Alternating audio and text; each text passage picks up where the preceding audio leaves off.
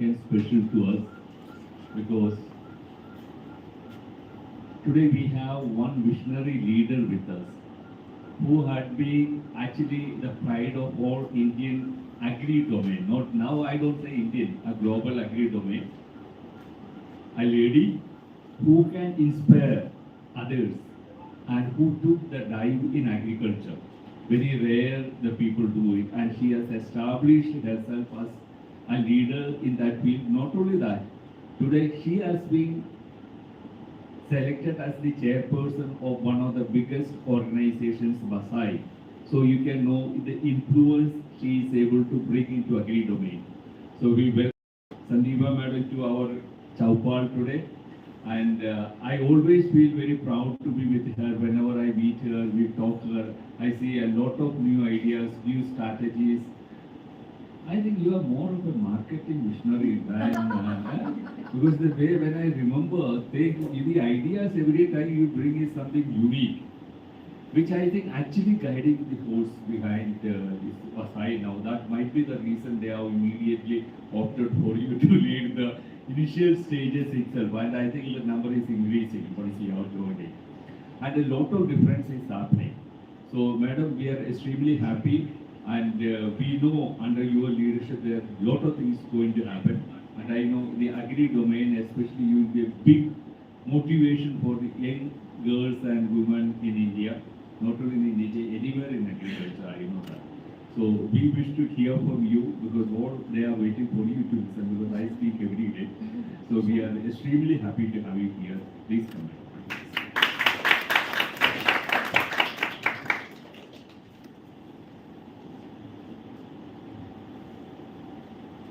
Good afternoon.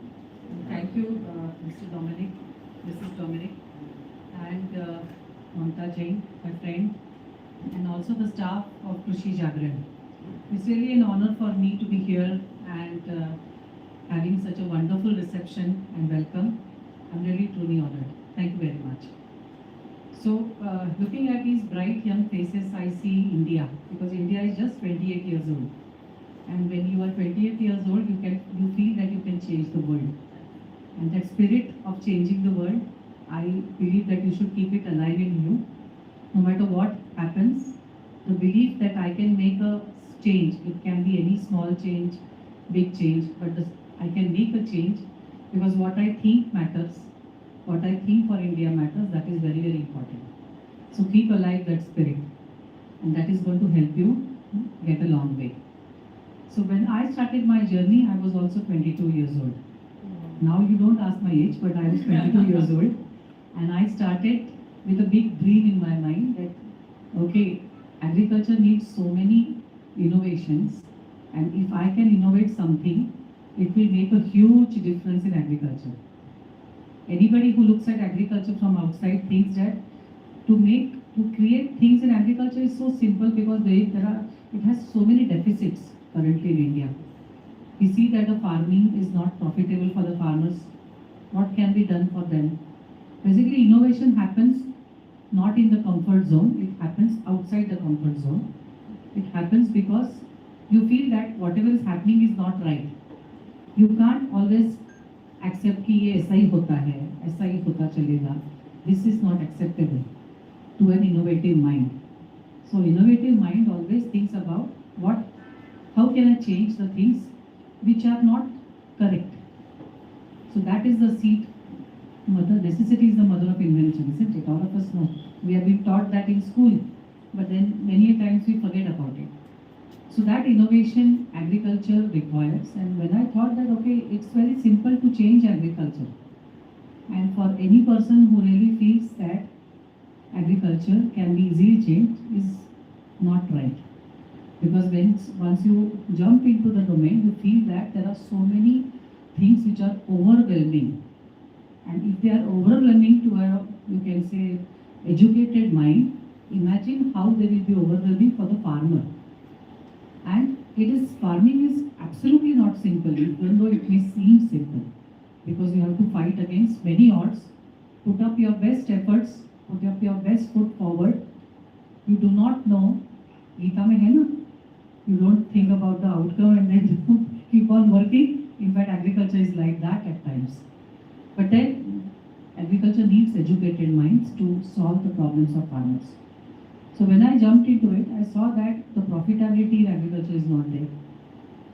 The reason being that there was a lot of degradation and deterioration. And the main aspect was we were not thinking about soil, because soil is the basic medium to feed the plants, and we were only feeding the plants. And because the farmer had to use more number of inputs in order to get the same yields in the next season.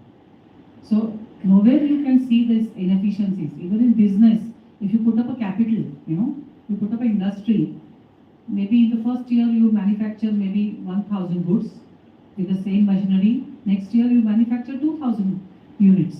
So that means the cost of cultivation comes down. But in agriculture, the cost of cultivation never came down because of the deterioration. And because of the deterioration, you feel that the reason behind this is absence of life in the soil. And absence of life is absence of microbes in the soil. Every day we eat curd, isn't it? Curd is good for us. And why is it good for us?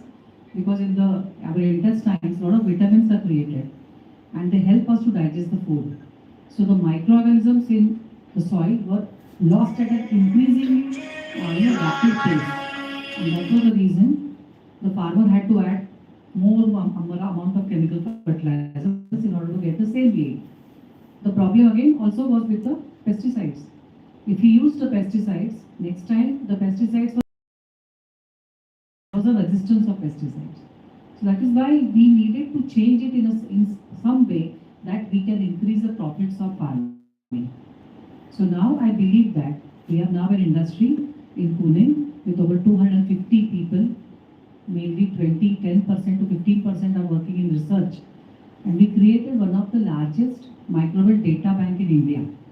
We traveled all across India, from Gujarat to Assam, from Tamil Nadu to Kashmir, and we saw that India has each and every acclimatic zone which is there in the world. We have snow-capped mountains, we have hot deserts, we have tropical conditions, temperate conditions. So the microflora which is there, everybody knows India has a lot of biodiversity, isn't it? So we got that unique biodiversity now in Cambyses. And then we formulated nitrogen and we patented that formulation. Patenting in agriculture was also not heard of in 1990s.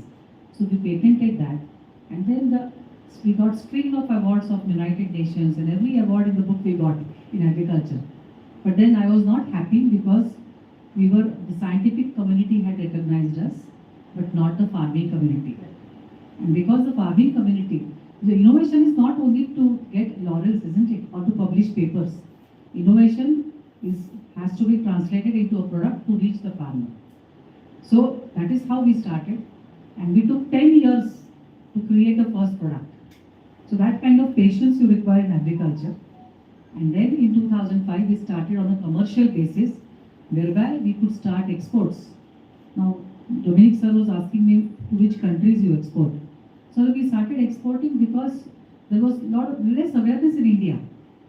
And outside there was awareness of sustainability, soil health, residues, safe food, all these conditions which are necessary. So we started exporting first to Australia, then to USA, all of them developed countries. Then we started exporting to European countries. Turkey was one of the first country to import our products. Then we started exporting to one country in Africa, Nepal. So this is how we started our exports, and then the Indian farmers started using our products. But agriculture, to bring agriculture innovation into the commercial domain, it takes a long time. I saw many stalwarts right now in the video.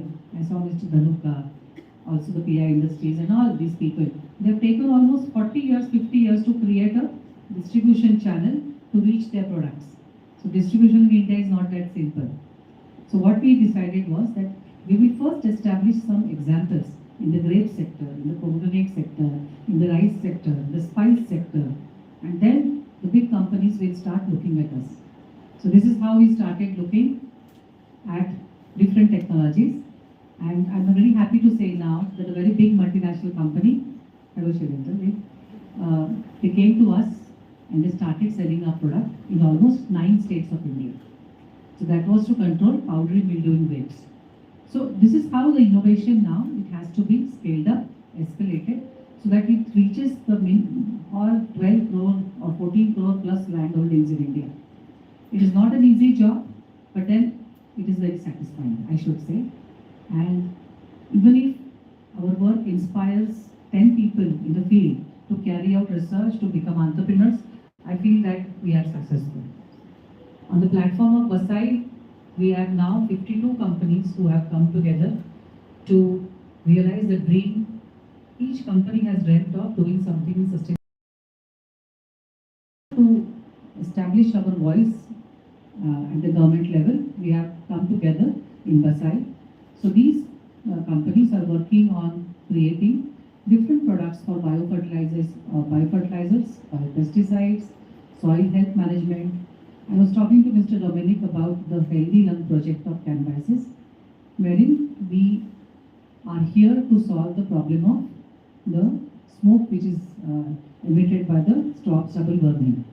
So we spent around 10 crore rupees plus on creating this technology, but still we are waiting for it to be translated to each and every farmer of India, to almost to rice growing areas of Punjab, Haryana, which they need to burn the straw.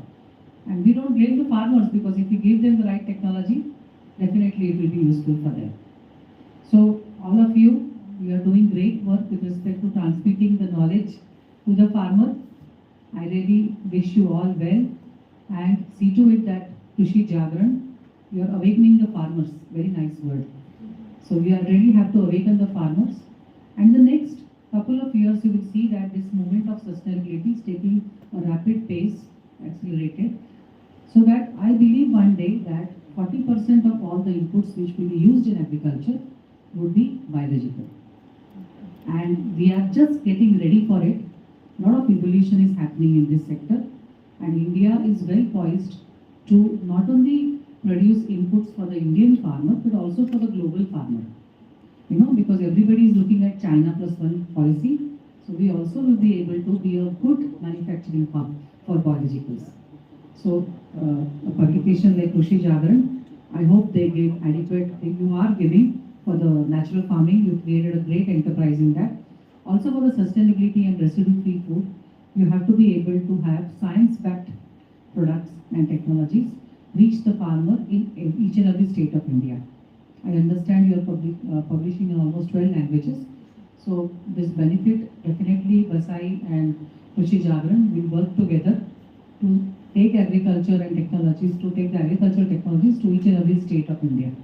So agriculture is a state subject. So whatever happens at the center, it's a lag to reach the states. So we believe that public like Krishi Jagran will take it rightfully to the farmers and also to the state level people. So I'm very happy to be saying hello to my friend Shailendra Singh ji, and he's also working with us for the natural farming initiative which Krishi Jagran has taken, and he's also a member of Vasai, his company. And all of us, we need to really work like this. You know, we have to be able to form a team and collaborate, cooperate, so that farmer first campaign is realized in the best possible manner. Thank you so much for giving me such a warm welcome. I'm truly happy. Whatever can be done from the podium of Vasai, I'm happy to really share it, and we can go ahead together. Thank you so much.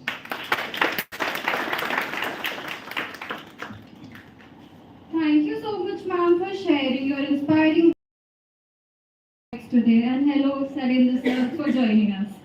On behalf of Krishi Jagran family, I express my heartfelt gratitude to you, ma'am, and Sarendra sir for enlightening today's Chaupal. Thank you so much. May I now request everybody to stand for a photo session? No, sit down.